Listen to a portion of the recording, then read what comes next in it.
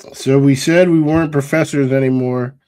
Well, I guess now move over, Darren. We are GMs. We out here looking to make moves. 5 moves that we would make to turn this team around, turn everybody's frowns upside down, and finally get this team where they need to be. This is a very exciting topic, actually. So you don't want to miss it. I am right here, so I'm not going to miss it. We are live. It's Boy Green meets Wudi. Can you guys help us get a jet chant here? Yeah, going. Oh. Okay, yeah. Come on in. Yeah. Okay, let's go! J-E-T-S, jet, let's go! J-E-T-S, jet, let's go! There you go, Wudi! Third Party Thursday. Chris joining us here on the program with a capital P here on the program. Jake Asman, come on down. How you doing, good sir? Wow, what an intro. I mean, Boy Green is known for having the intro, but Wudi, that was unreal, man. Thanks for the kind words, son. We are men of many names. My favorite Austrian Jets fan right there, Nice. baby. Boy Green Meets Wudi.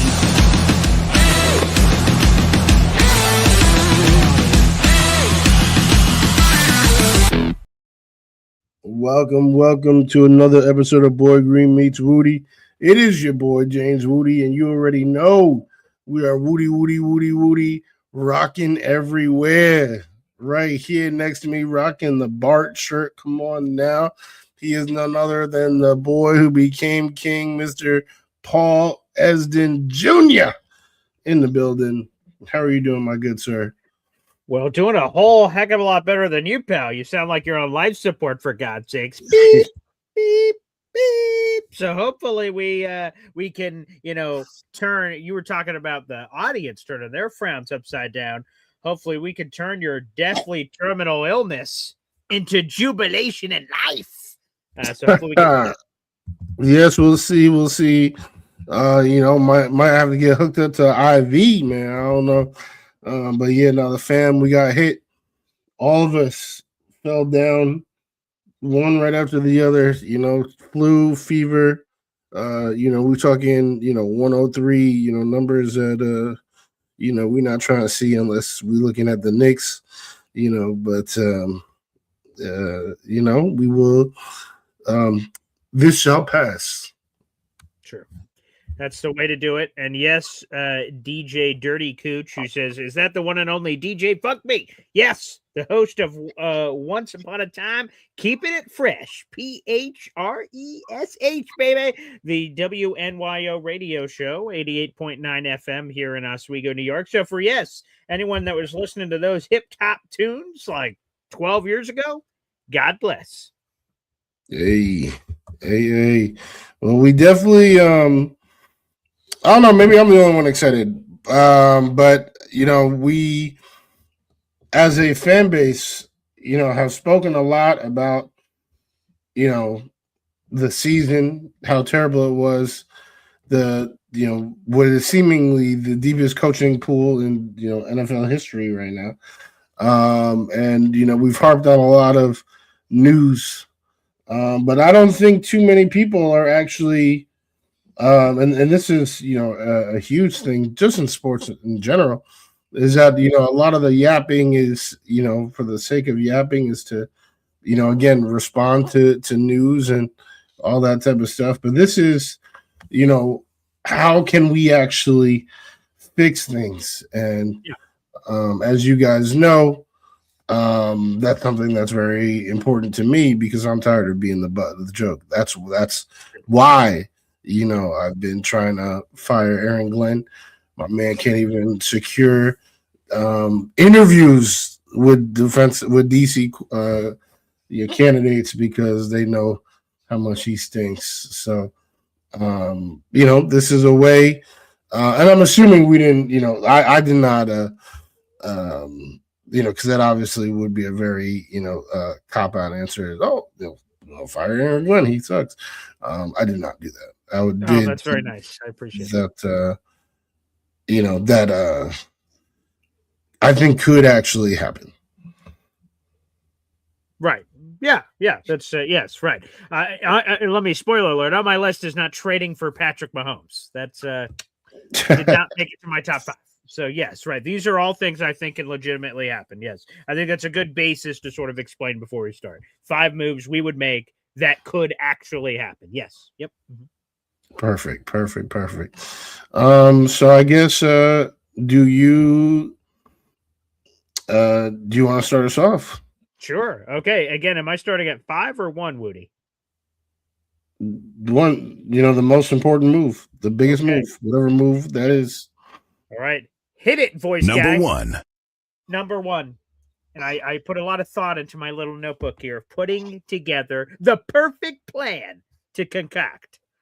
And the number 1 thing here on my sheet that I have in front of me here is I want to sign on the dotted line Jacksonville Jaguars linebacker Devin Lloyd in free agency. I want Devin Lloyd. I think he's exactly, well, like before I even get to the Devin Lloyd piece, I want to talk about the void and thus what Devin Lloyd would fill. Our defense entirely was abomination. Look at our defensive report card show, for God's sakes. I mean, it was terrible. But really, the heartbeat of the defense is where the Jets really fell apart. I love Quincy. He's going to go to greener pastures, and good for him. I hope he finds a good spot. I enjoyed his time here. I enjoyed his development. There was a beautiful story. Jamin Sherwood, we will see if he gets traded this offseason or the next defensive coordinator likes the cut of his jib and he stays. And then Francisco Mauigoa was just very mid. So there was a gaping, massive hole in the middle of the Jets defense, and they so desperately need a leader. And I think Devin Lloyd can be that leader. Not only, and here's how it all sort of sets up. The Jaguars declined his 5th-year option before this past season. So he is scheduled to be an unrestricted free agent. And according to Spot Track, his calculated market value is he is expected to command a 3-year deal for over $60 million at $20.1 million per season. And that is quite rich. But, in free agency, you got to overpay people. That's just how the nature of the beast works. And I got a chance to speak to Devin Lloyd before his draft. He's 27 years old. This is a guy that is coming off an absolutely spectacular season. He's 6'3", 235 pounds. So the weight may scare some people off, but the production sure as hell won't. He had so many big plays, 5 picks, including a 99-yard pick 6 against the Chiefs, which was awesome. Fumble recoveries, sacks, tackles for loss, quarterback hits. I mean, he just stuffed the stat sheet of everything. And then just like I said, from an intangible perspective, he was the heartbeat of that Jacksonville defense. So I want to take the beating heart like Last of the Mohicans. I want to take it from Jacksonville and plug it into our New York Jets defense. And yeah, that's the first move, baby. I go all in to sign this man. And I just want to provide some additional context here because, again, we want to make moves that are realistic, Wudi. Right now, we'll play. It's not really trivia. How much cap space do you think the Jacksonville Jaguars have? I actually have no clue. Of course. Right. Okay. Yeah. Right. All right. It is negative 22 million. Okay. Mm-hmm. That is 27th in the NFL. The franchise tag for the linebacker position is 27 million. So for Jacksonville to even consider tagging Devin Lloyd, they would have to create beep boop bop 50 million in cap space to cover up the net loss and the net gain of what they would require to pay Devin Lloyd, which they don't have. So to me, there is a path for him to reach free agency. He is a very talented player, and the Jets can take advantage. Give me Devin Lloyd, baby. Number 1. That is very, very interesting. Everything you just said. Oh, and I don't disagree. Oh, okay. Devin Lloyd would be a game changer. That we talking about. Potentially. CJ Mosley type. Energy for a long time, right? If you sign him to the deal that you're talking about. I think the reason why I'm most interested is because I'm looking at my own list and I'm like, oh wow. And we're gonna see when that gets there. But yeah, I mean, clearly the defense is a problem. Clearly, they remember I used to make the joke, Aaron Glenn's daycare. Everyone, oh, you over the age of 24, you out. You need veterans. Like veterans, they help the young players, grow. They help them off the field so much. Just as how CJ did to Quincy and Jamie, and they also can help be like a bridge to the coaches. So hopefully that's one of the many mistakes that AJ realizes that he made and can help bring in. And not to say Devin Lloyd is he only 27. So I'm not trying to say he's a Grizzly veteran, but that is older than the age that they seem to be, cutting people off. So, great pick, Boy Green. Okay. I don't know how often you're going to say that, so let me take a few pictures of that. It'll last longer. All right, Woody, let's go to your number 1. Hydrate up, please. We want to make sure you're the pipes are smoking and ready to roll here. I really think you got to sign Kyler Murray. Like, I was just looking at this. The QB situation is actually way worse this year than it was last year. Of course, last year, you already had a quarterback and AG got rid of him. But it's so bad that I personally wouldn't even be mad if they decided to keep Fields on the roster during the year. Because the way I see it, you have the 3 veterans that have recently been, talked about, who I'll talk about, and all these guys who are this year's Justin Fields. For you to talk to me about, oh, Malik Willis played 2 games and, I think he is about to be a competent starter for a completely different organization for a season. I don't want to say anything too mean, but, you should probably put your faith in other things. So there's a lot of those, right? Mac Jones is another one of those. He's just lighter skinned. All of those, I wouldn't put any eggs in those baskets. So now let's go to the 3 veterans. Geno Smith. Absolutely garbage. Wow. What were you expecting? Are you serious? What? He has 32 picks in the last 2 seasons. I feel like he was heavily overrated. That one season in Seattle, where 2022, 20, yes. He ain't right back. They've been writing. I don't know if he's been seeing that, but they have been writing back. And he's not. 2 different teams.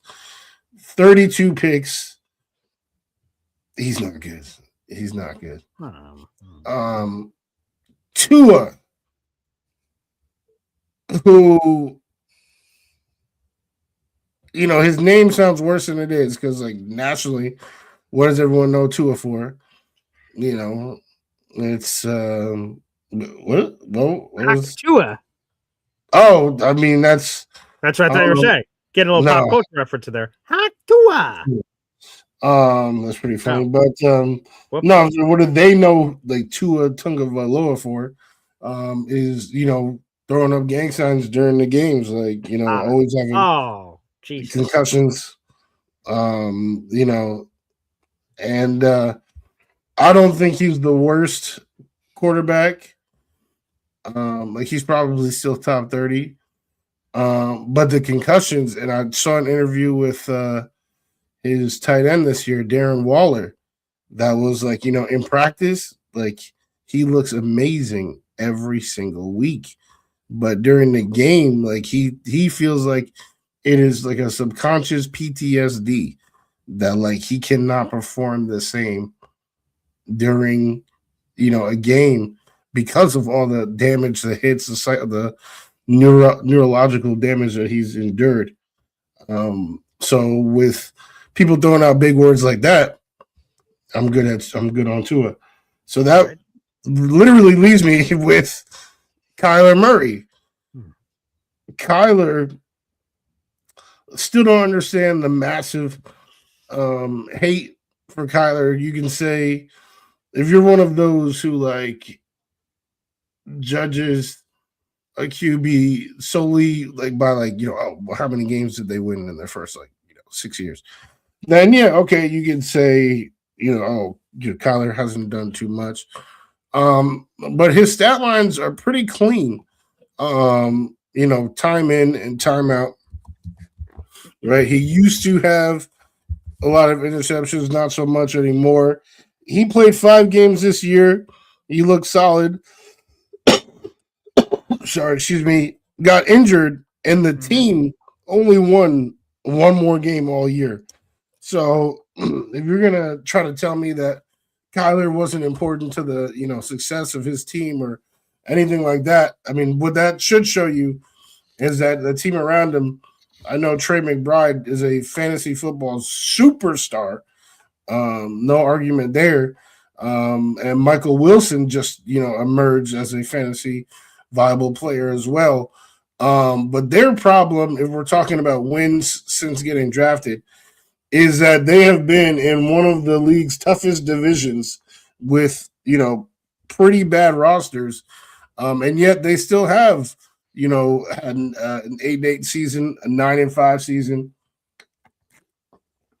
another 8-9 season. So what we're gonna get with Kyler is what you guys thought you were gonna get with Fields: accurate thrower, somebody who can use their legs and arm to convert on third downs. And he's just way, I promise you, way, way, way better than any of those part-time guys that I already mentioned before, and definitely better than the veteran guys. And his like all the Gino. How old is Gino? He's been in the league 35. My God, damn! He should just be going to the nursing home right now. Kyler, he's still in his 20s. Like 27. Yep. He there is still more to be written, and he's hungry to show. That's another thing. Like the motivation that he will have is going to be unparalleled because he is a young kid in his 20s who's looking to prove that he is a franchise QB, and he was looking to prove that to the world. Like this is actually the perfect storm to try to secure him. By the way, real quick, Dirty Cooch saying, Kyler, yikes, BG, 1-0. Woo-woo! Appreciate that. Thank you. But no, in all seriousness, a quick follow-up, because you said you would be willing to sign him. If he gets cut, so you'd be willing to sign him. Okay. Would you be willing to trade for him, Wudi, as a follow-up? If they don't, because there's been some rumors that Michael Bidwell, who is the owner of the Cardinals, may say, maybe a cheap bastard, say, you know what, I refuse to cut him. I'd trade him, but I'm not going to cut him and take the embarrassment of that. Would you be willing to trade for him if that was the only way to get Kyler? James Wudi.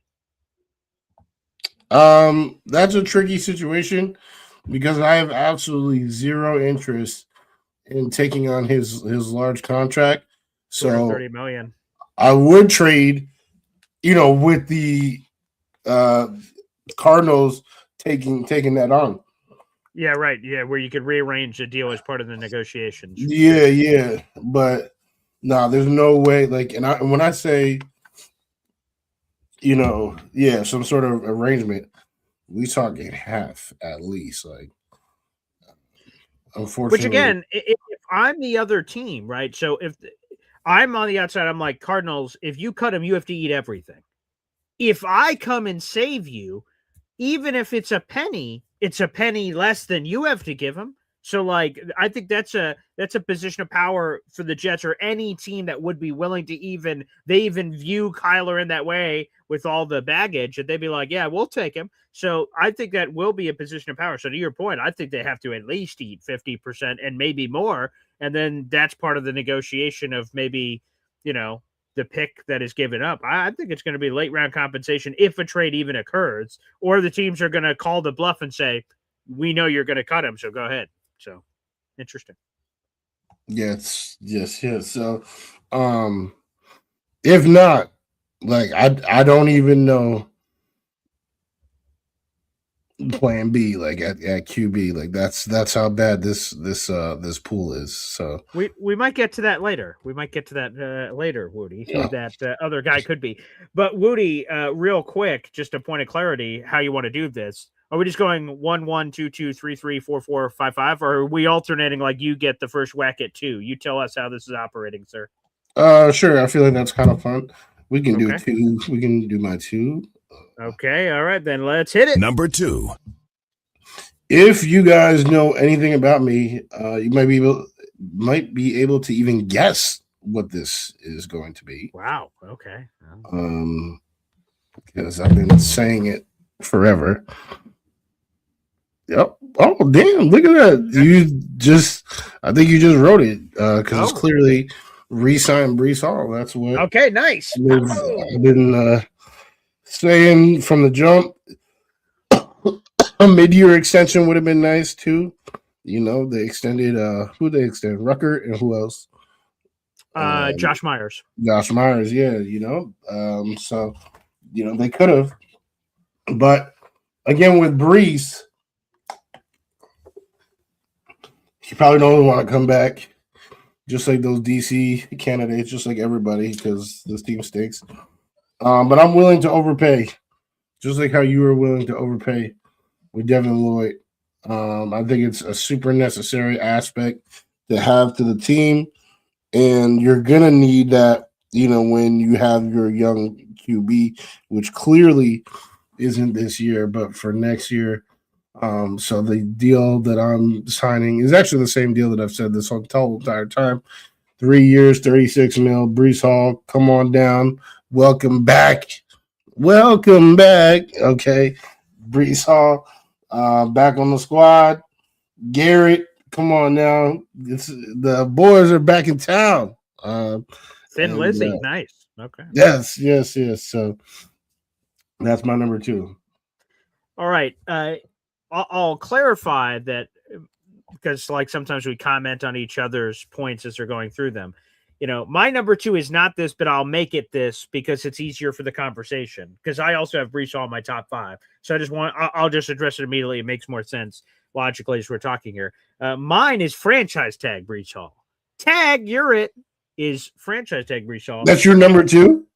Yeah, I said it's not really my number 2, but because you just brought up Breece Hall, it makes more sense for us to talk about it together. Again, it's in my top 5, but it wouldn't have been number 2. But for our conversation piece, it probably makes more sense to just talk about it right now. So I will make it my number 2, even though it's not.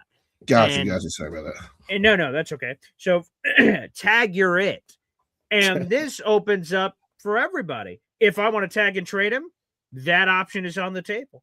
If I just want to keep him and ride it out, the franchise tag is $14.1 million projected for this year. That's not official yet because we don't know the salary cap. So there's a few other modifications that will take place before we know the true franchise tag number when that's released by the National Football League.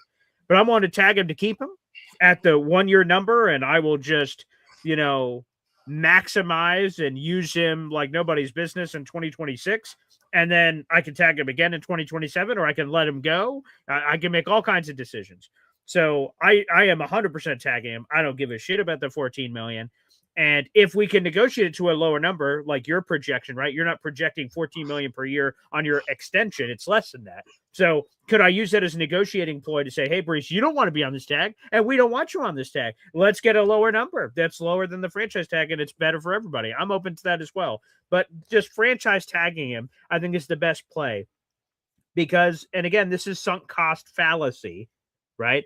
It already happened. I can't get it back, but it's still on my mind. And the Jets could have traded Breece Hall for a 4. They chose not to. They demanded a 3. They didn't get a 3. Now, you could say, Chiefs, you cheap bastards, you should have given up the 3. They didn't. But okay, we wanted a 4. And now to let him go in free agency, I don't believe that the Jets are going to get any comp picks next year. We're going to have comp picks this year based on things that happen, and we'll do that on another show. But the comp picks for next year, Jets ain't getting bupkis. They're going to have $100 million cap space. They're going to be spending like nobody's business. So whatever comp pick they could have maybe gotten for Breece Hall is going to be canceled by another one of their signings. So I'm not losing Breece for nothing. I refuse. And I think Breece is a very talented player. So I am absolutely franchise tagging Breece, and then let's see what happens from there. It could be a tag and trade. It could be an extension. It could be playing it out for the season. I just think that makes a lot of sense there. So Breece Hall tag. Is there anything you want to contribute to that before I move on to our next one? No. Here this with number 3. So there you go for Breece. Number 2. Now let's go to number 3. Now, this one would have been number 2, but I just slightly shifted him for the sake of conversation. I'm getting the scuba gear on. I'm making another free agent splash. Okay? That's what I'm doing. And I'm signing this man. I did an episode about him already on Boy Green Daily, and now I will spread it to the Boy Green Meets Wudi community. I'm signing Tyler Linderbaum, and I'm making him the highest paid center in NFL history. The highest paid center right now is Creed Humphrey at $18 million per year. I'm willing to sign Tyler Linderbaum at $20 million per year, $2 million more than the highest paid center of all time.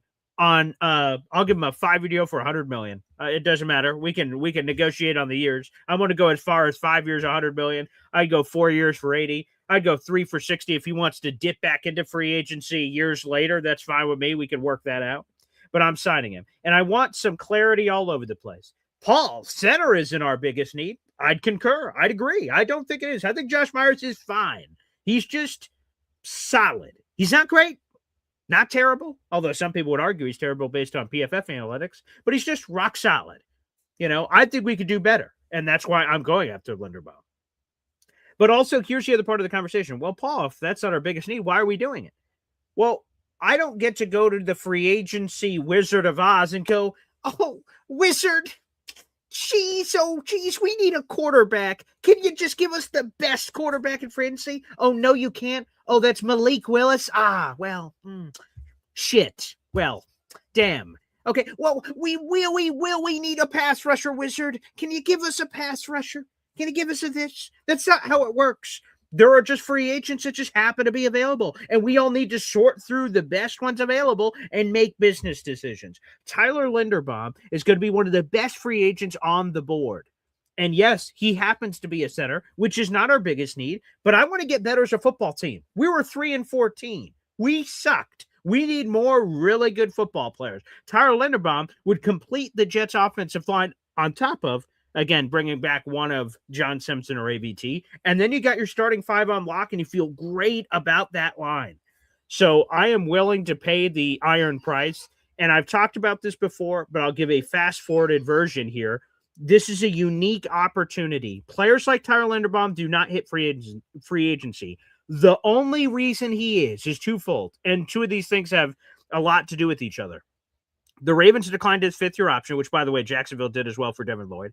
But for the Ravens, they declined his 5th-year option because the 5th-year option was $23 million. That is $5 million more than the highest-paid center at his position.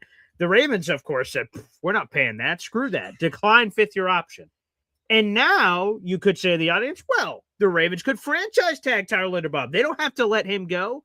Just so you know, folks, the franchise tag number for an offensive lineman is $27 million.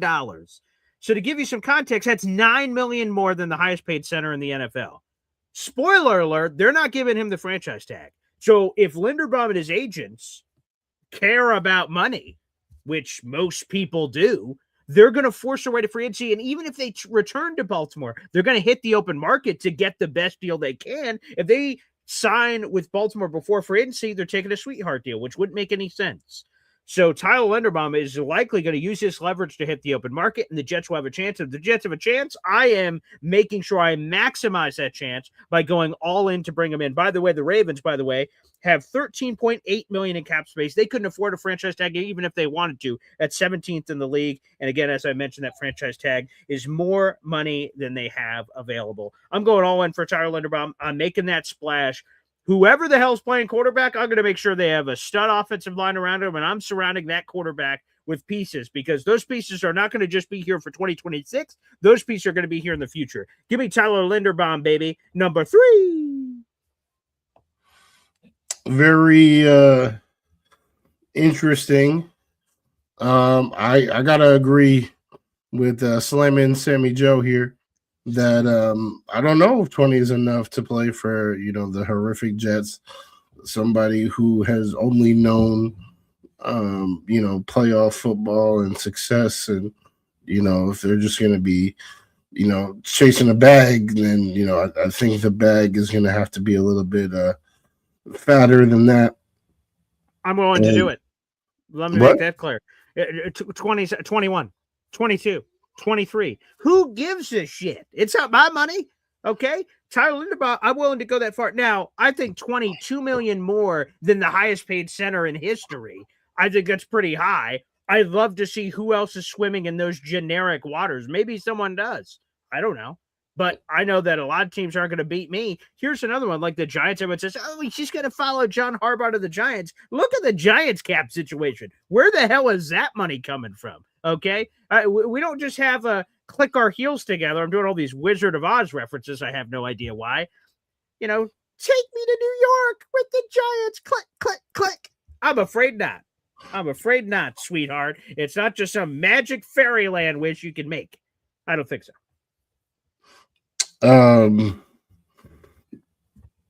Yes, but anyway, I don't know. If he's coming through this, almost sounds. I'm not gonna say Mahomes ish, but it come on. It just sounds like something that is probably not gonna happen. What about CJ Mosley in 2019? He came from Baltimore. Yeah, but he was. That's what I'm saying. He was wildly overpaid. It wasn't $2 million more than It was though. Quan Alexander made $15 million a year, become the highest paid off-ball linebacker ever. CJ Mosley got $2 million more than that. Yeah, but it was like for how many years? 5 years? 6 years? Yeah, he had a 5-year, $85 million deal. CJ Mosley, 17 5 million. Yeah. So that's like in actuality, like 10 board. Yeah, but it's the same. We're talking about. He is saying 20 is not enough. I'm saying 20 is per year instead of 18 per year. So 15 to 17. Quan Alexander was the highest paid linebacker in football. We'll see. At 15 mil. Jets also. Actually, I'm not going to say that. I was going to say. We've been pretty bad the whole time. Sure. So who knows if the perception was as bad then as it is now? I don't think it was, but. Obviously, like Linderbaum would be cool. It's actually pretty funny that you brought this up because I was looking.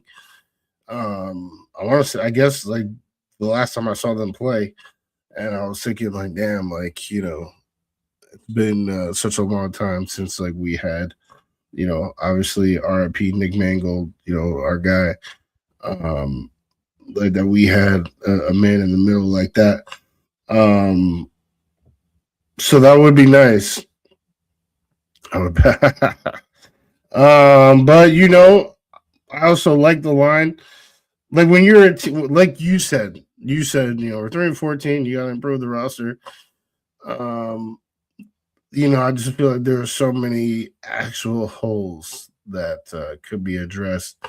But I understand where you're coming from. I like what you said before about, can I get the best QB? Like, sometimes you gotta take what's available. So not bad, BG.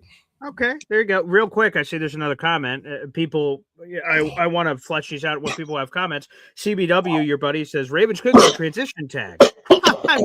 I'm glad you brought that up, CBW. The transition tag for an offensive lineman is $24.6 million. What is that math? That is $6.6 million more than the highest paid center in football. So once again, I say No, they're not going to transition tag. First off, they don't have the money to, and secondly, they won't. And here's this: they had the 5th-year option that was $23 million. The transition tag, in which you've suggested, is more expensive than the 5th-year option that they already said no to. So that doesn't make any sense. So literally, the Ravens have no mechanism to prevent him from reaching free agency. Could he just say, "Go Ravens, Ravens flock"?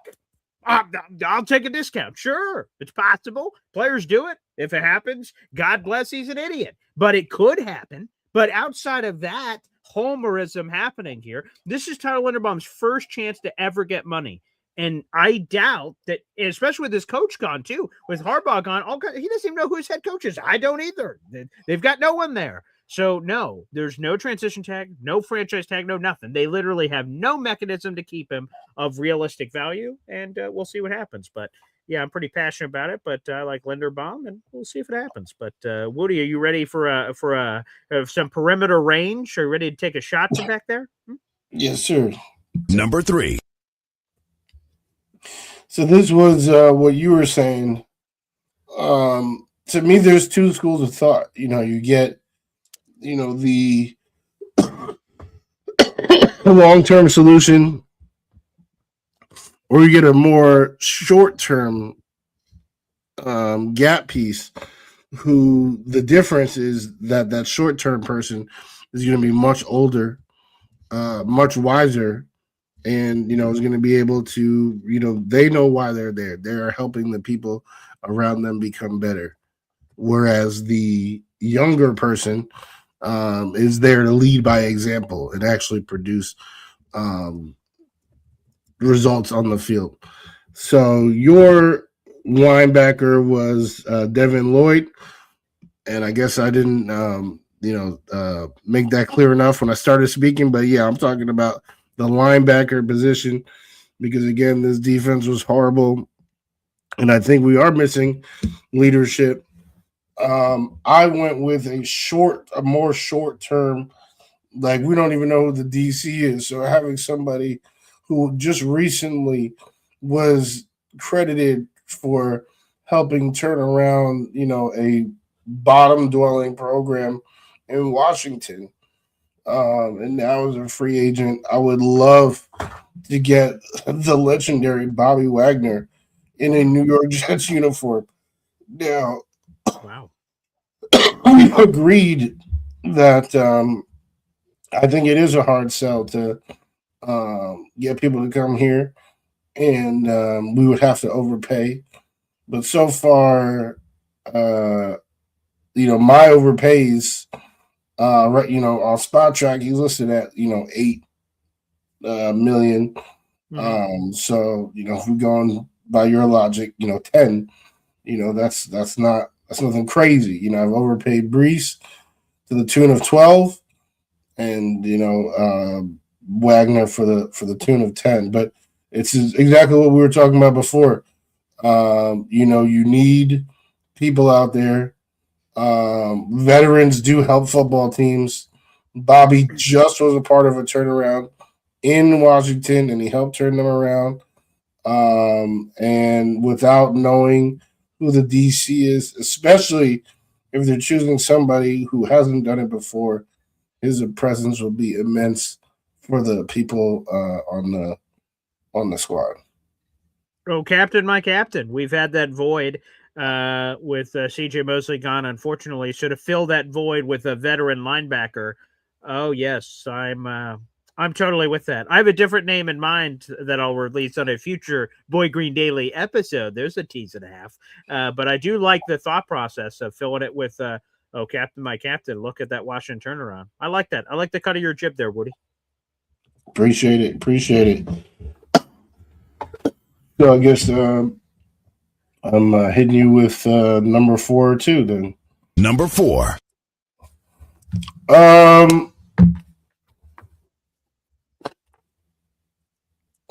Well, I'm addressing another position that Boy Green has already addressed, and that is the offensive line.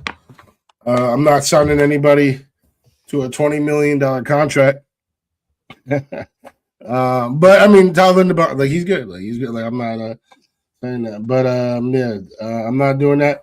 I'm just re-signing AVT. Actually, I don't think he will cost anywhere close to that. I do think he will obviously have interest on the open market. But I would just outbid them, and of course he has. It would be with a huge discount with all the injuries.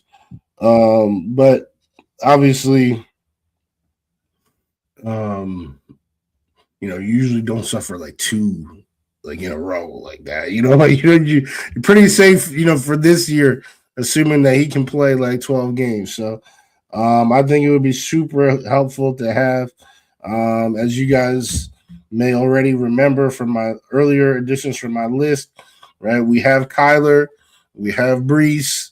So I'm going to need the offensive line to look as spiffy as possible. And I think signing AVT, who, in my opinion, is the best when they're all healthy. I don't know, Membu now is out here doing some work. But AVT is still right up there with the best of them. So re-signing AVT, that's my number 4.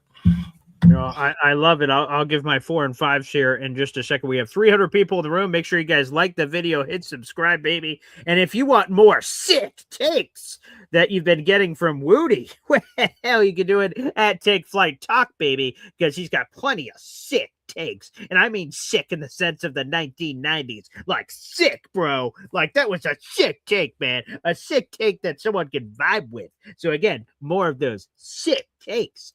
Take Flight Talk. A little TFT action for you. Huh? YouTube.com/Take Flight Talk. Make sure you guys support my man, James Arthur Wudi. I don't know if that's really your middle name, but I just sort of going to try a few out. Try a few out there in the middle name to when I normally it's a bad thing when you go like Alvin and the Chipmunks, although he only says the first name. You know what? Never mind. Let's get to the rest of this list, Wudi. Let's get to the rest of this list. First off, let's hit him with a 4-piece combo. Number 4. Number 4 on my list here. And I haven't addressed a quarterback position. That's of some relative importance. And I could go AG here and say, we're going to have a starting quarterback. And just not reveal the name. I could do that. But instead, Wudi almost had it right. You almost had it right, Wudi. And I give you credit for almost having it. But I'm afraid you picked the wrong quarterback with the first name beginning with a K. Because it's Captain Kirk Cousins, baby, is the direction the New York Jets should go. Oh, Captain, my Captain. He could be released by the Atlanta Falcons. He and the Falcons agreed to a new contract structure adjustment, which means, long story short, right around March 13th, the Falcons have to make a decision on his contract. And with how it sets up, it appears he is scheduled to be cut unless there is another alteration now that they have a head coach in with Kevin Stefanski, which means that free agent market, which looks a little bit dire, could have some fresh infusion of Cousins action, which I believe is where the Jets should go. This is a guy, and I think he really did a really nice job of rebuilding his image on the Netflix quarterback series on both seasons 1 and 2, of showing everybody what he's all about, the mentor, how much he cares, and his tape study and things of that nature. And the Jets need a professional quarterback, and well, Kirk Cousins checks that box. He's the dad of quarterbacks. Him and his flannel button-ups and jean pants and khaki pants strutting around. So, I want some Kirk Cousins action, and I would like the Jets to sign him. I don't believe a trade will have to happen here. So that is good news for the New York Jets. Do you have any comment on Captain Kirk Cousins here, Woodster? I like Kirk. So I don't have anything. I don't have anything negative to say. Okay. Obviously, he is one of my ideal mentors for the next QB up in coming. Yeah. I think if you're looking for upside, then you go there was a lot of you Indy Jets that we're expecting Fields to be like MVP this year. If you still want to remain that delusional about the QB choice this year, that's where you would go Kyler, because Kyler again, has a lot to prove. He is looking to have a year like that, so that he can get another contract like what he wants. Kirk, unfortunately, those days are gone. I'm not saying, his best days are just not behind. They're behind him. It just is what it is. So, but I like him. Okay. Oh, that's okay. Because, something that always throws me off, Quinn Williams, he's not here anymore. Sorry to bring that back up. But when he was doing media things, he would throw me off. I wasn't ever in a lot of rooms where I'm interviewing Quinnen, but he ends his answers on so. And then you're like, so lean in because so is there more? He's like, hey, Quinnen, what you think about that Falcons game? Yeah, we gave it all we could, and that's what we're doing. So, and that's the end. Oh, I'm so sorry. Yeah, here's my next question. So a little bit of that action happened here. But speaking of good news, I want to take a quick detour on our top 5 list here, Woody, because Lou B Super Jets fan has a super chat, baby, and I saw this news earlier today. Wow. For a fact, there's an article about to come out on Heavy on Jets. I was at the goal line here, and then we had to do some Boy Green meets Woody, so this article will be dropping shortly after the show. Massive news, a double dip of good news, which is sort of the theme of my article. Number 1, the Cowboys have hired a new defensive coordinator. Drum roll, Christian Parker. You may say, who the hell is that? Well, 2 things here. It's not Jim Leonard. That's good news. And secondly, that guy wasn't even on the list of names that the Jets spoke to. Now, I'm not trying to crap on Christian Parker here. The Cowboys are hurting a division rival and getting a guy who's considered a bright mind. So that's great.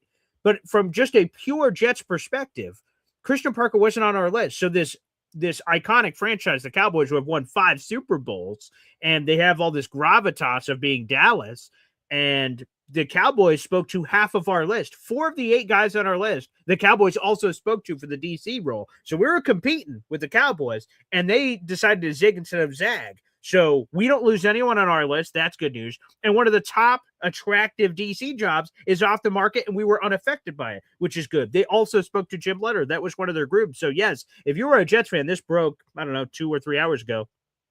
You should be elated with this news. This is a team that, and again, I wrote about this in Jim CBW. I'm calling you out, buddy, because I've gotten all kinds of tweets, and he loves to tweet at me and then tag you and go like, look at this idiot, right, Woody? And he tags you. I don't know if I'm about to get double teamed if I'm walking down an alleyway. Something's about to happen here. But I wrote and suggested, and I wrote an article about a week and a half ago saying, no, it sounds like the Cowboys are going to make a decision sooner rather than later in the Broncos win, which they did against the Buffalo Bills. That's good news for the Jets, because if the Cowboys are impatient, they will be forced to go in another direction. They or anyone else can't have an in-person interview with Jim Leonard until this upcoming Monday. So I said, you know what? I'm sensing the Cowboys going to make a decision before that, which is good news for the Jets. And Jim CBW said, yeah, the Cowboys are so interested. That's what I'm reading. I'm like, I'm just telling you what I'm hearing. And boom, when I saw that, the first thing I did was pelvic thrust of Jim CBW. So, suck it, baby. Suck it. So, okay. There we go, baby. Now, Jim's not a member of the Jets yet or anything like that, but I just want to throw it out there. One of the top gigs is off the market, and it didn't have any of the Jets guys, and certainly didn't have Jim Leonard. So again, patience is a virtue. We'll see if AG continues to champion that and see if that's part of the conversation. So Luby, thank you for that super chat. Appreciate that. Thank you very much. And thank you for sending that in. So yes, more to come on that. I'll have a full story out here in a little bit. Anywho, let's get back to it. Let's refocus here. Let's finish it off with the good old Number 5. Now, this one's going to sound bizarre. I don't know if anyone's talked about it. I don't know. We'll see what everyone thinks about it. So I think we all agree the Jets need help at wide receiver. But this name, I don't know if anyone's talking about. The New York Jets should trade for Quentin Johnston of the LA Chargers. Okay? He is a former first-round pick of the Chargers, and he was red hot to begin the season. Absolutely red hot. He had, in the first 4 games of the season, he had 22 catches, 337 yards, and 4 touchdowns. He was on fire. And anyone who had him in fantasy, blessed be he. Bill Barnwell put Quentin Johnston on his wide receiver trade target list for ESPN about 13 hours ago as I was going through the options. The Jets need more help, but where could that help come from? I don't want like an A.J. Brown or something crazy. Let some other contender do that. I want someone that doesn't have that kind of name power, but effective, young, that kind of potential. Drops the ball every game. Actually, that was more a case in 2024, not 2025. He curtailed a lot of those issues, according to the analytics. Okay. He curtailed some of those issues. So he did have in the past. Okay. So if you want to berate a guy for the past, that's fine. But for the immediate past, Quentin Johnston turned those problems around. So you could probably get him at a discount and add him to the wide receiver room. So he's a guy, again, I'm looking for youth. I'm looking for upside, but again, still could fit with what the Jets are trying to do. I like the deep shot element. We had a lot of that from Quentin Johnston. That's the kind of compliment I want opposite of Garrett Wilson, if I can do that as well. And then also you could attack that position during the draft as well. So trading for Quentin Johnston from the LA Chargers is a move I would like to pluck from the old apple tree. Yeah. I mean, he was one of the bigger busts in that draft class. He did have a nice, start to the season, right? He was scoring touchdowns. Oh my God, a drop machine. I'll never forget. I forget who they were playing on Monday night. I said, I'll never forget. And then my next sentence is, I forget who they were playing. But what I won't forget is the fact that I was only winning by 1.8, and I was going against Quentin Johnston. And I was like, damn, like clearly he's going to get more than 1.8. Mm-hmm. And this dude did not drop the ball once. Boom. Not twice. Not 3 times. This dude had 6 drops. Wow. I had a total of 0 points and got me that fantasy football dub. I was like, yo, this dude stinks. I see. And given the vitriol you guys all have for Allen Lazard, I'm not seeing a big strong fit there. Okay, so you want to punt on that? That's okay. No worries there. I understand. By the way, Jim CBW is this is a weird way to just say, I'm sorry, Paul, you were right. So, Jim, just I'm sorry. I apologize. There's a lot of ways you can say it, Jim. Google it, okay? Look up different languages you can say it in. I'm sorry, Paul. You were right. And you're the best, okay? Just look that up and then let me know. Japanese, perhaps. I will accept it in a lot of different ways. But Wudi, you're number 5. Let's hit it. Number 5.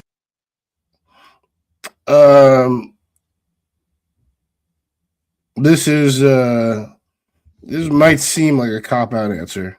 Oh boy, because it's like a whole bunch of different things. Okay. As opposed to just like one action. Yeah, sure. That was sort of the general thesis. Yeah. But drafting, having an intentionally defensive heavy draft. Mm-hmm. If you want to draft a receiver, you can. As I've gone on record, and I said it last, Tuesday, I said, I'm a big AD Mitchell fan. I've yet to meet somebody who loves him more than me. Quentin Johnston, to me, is not even like an upgrade. He is physically and on paper he should be. But actually, I'm not gonna lie. Like on paper and statistically, yeah. But me trusting in the development of AD and what Tanner Aintrant, that's what I wanted to see was them on the field together. But I'm okay with drafting another receiver, whether that's Lemon, or Tyson. Really excites me. But this draft has to be that's the only position that I would draft on offense is wide receiver. And now you have a situation where next year, given you did everything that I did, you've given Kyler what he needs: 2 dynamic receivers, dual threat running back, solidified I just refortified the offensive line, and you got a veteran back there on the other side to try to get all these young guys right. Like, so now you did that at the same time. All these draftees for now, Uncle Bobby, we're gonna sit around the campfire and sing a campfire song, and I feel like that's just the perfect way to get things rolling. Kind of, get some jumper cables on this rebuild. Is to get all those young kids in there with a legend like Bobby Wagner, and then if they secure a wide receiver, that would be great too. I would not, and this might just be me being superstitious. I would not draft a receiver in the second round. I don't know. It's just something that's been happening. But what I would do, like, that 33, maybe ship that off with like a 5th and like literally pick 32nd, and I see. And just have a 3rd first round pick, and there you go. There's your receiver, and he won't be asked. But the second round, I don't even know what to tell you about the history there. But that would be my number 5. Let's answer a bunch of questions here, and nice number 5. That's different. That's not where I thought you were going to go, but that's what I love surprises for. Boss Girl 8, who's been killing it on both Take Flight Talk and my YouTube channel, which we appreciate. BG, what's the timeline on Leonard? When is he able to do second interviews for teams he wants to? Great question, Boss Girl, and also explain this. I'll have a YouTube short out on this after the show. So Jim Leonard, whether the Broncos win or lose this weekend in the AFC Championship game, and please win, fuck the Patriots. But whether they win or lose, Jim Leonard on Monday is allowed to do in-person interviews because either Denver will be eliminated and they lose and their season's over, so that will open up the doors for him to speak with other teams, or it will be the bye week before the Super Bowl. So that would also allow him to do those in-person interviews. So yes, what the Jets could do is have that bleep ready. Because again, technically, it doesn't matter if they win or lose, that in-person interview could happen. So if you're the Jets, you could say, hey, Jim, or Jim's agent, if that's who they're talking with, hey, set us up for Monday at 8 a.m. We don't care if you guys win or lose. Yeah, hopefully you guys win for your sake. But for us, we'd love to speak with you on Monday and get first in line. Again, we will see. Today is Thursday, as we're doing board agreements, we do, of course, every Thursday. And we'll see if the Jets are patient. Now, we're already here at Thursday. What's a couple more days? So, like, if AG hires someone today, Friday, Saturday, Sunday, I'd be a little underwhelmed unless Leonard just told them they had no chance, which maybe we'll never hear if that really happened. That I would be disappointed if the Jets didn't at least now wait it out. Like, Cowboys are gone. There's still a bunch of other teams looking for DCs, but, like, push it to next week and try to see if you can catch this fish. And so a lot of people in the audience don't think AG will be able to, but I'd love to see it. So again, long story short, that will be happening on Monday. These in-person interviews for whoever he would like. And he's been requested by a lot of teams. So we'll see what happens there. But appreciate that. Boss Girl saying, thanks for the info. If it would help, they should offer him Coke and hookers, not ended. Please, Jim, please. Well, whatever works. I didn't see that back into the comment before I threw that up on the screen, but you know what? It's Thursday somewhere, right? Or 5 o'clock somewhere, Friday somewhere. I don't know. Anywho, there's a couple of love for the Take Flight Talk channel. I see Michael Palermo on Take Flight Talk says, throw some likes to Woody's. There you go. Get some TFT action there. I love it. Also, I see some more love. Where was this? Who just said it? Someone just gave you more love. Unless I did see just win Super Bowl before I die. It was a very nice. There it is. Yes. Message. Yeah. No, this means a lot. Appreciate it. And yeah, I might need to calm that freaky down. I can't. Whoa. The show definitely a lot of fun, and like I said, 3 different perspectives, coming from different places. So definitely got to check out the channel. And I promise I will not have a high fever every time that we do a video. I do have one right now because I saw those questions a little bit earlier. They're long gone now because it was like 20 minutes in. But yes, that is why I have a high fever. But I'm out here dedicated to the brand. We say Tuesdays, Thursdays at 3. That's where I'm at. Tuesdays, Thursdays at 3. So I want to thank everybody for joining us here on the program. Thank you for the Lou B Super Chat. Thank you guys for your questions and comments. Again, if you are watching this channel, we are streaming live on 5 different destinations. And I don't expect all of you to peruse the 5 different destinations. But if you are in the perusing mood, there are 2 absolute favorites we'd love for you to do it to. That is my YouTube channel and Wudi's YouTube channel. Those are the headquarters. Even if you're a fan, I see Jim CBW is always representing Twitter, and I see it 247 people are over on Twitter as well, which is great, and I appreciate that. But even if you do, the Jim CBWs of the world, I'd love for you to guys subscribe on both of our channels, and then you can go back to Twitter interactions if that's what you prefer, just to support the channel. If you give a flying hoot about me or Woody, that's how we're able to pay our bills, keep the lights on, and have all that kind of action. So please make sure you guys do that. So on your way out on YouTube, if you're live, like the video, hit subscribe as we both grow our armies of subscribers. And if you're watching after the fact, we appreciate it as well. So, Woody, any final goodbyes? Any TFT Instagrammers you want to give some love to or what have you? Anyone out there in the universe while you still have a few breaths left? I hope you guys had a great time. I definitely enjoyed hearing Boy Green's list. I was pleasantly surprised to, see that it was very similar to my list in a lot of ways. We attacked pretty much the same positions, actually. So I thought it was super cool. Let us know your 5 on the comments of these 2 videos on these 2 channels, and looking forward to seeing those. And we will be back like we never left next Tuesday at 3.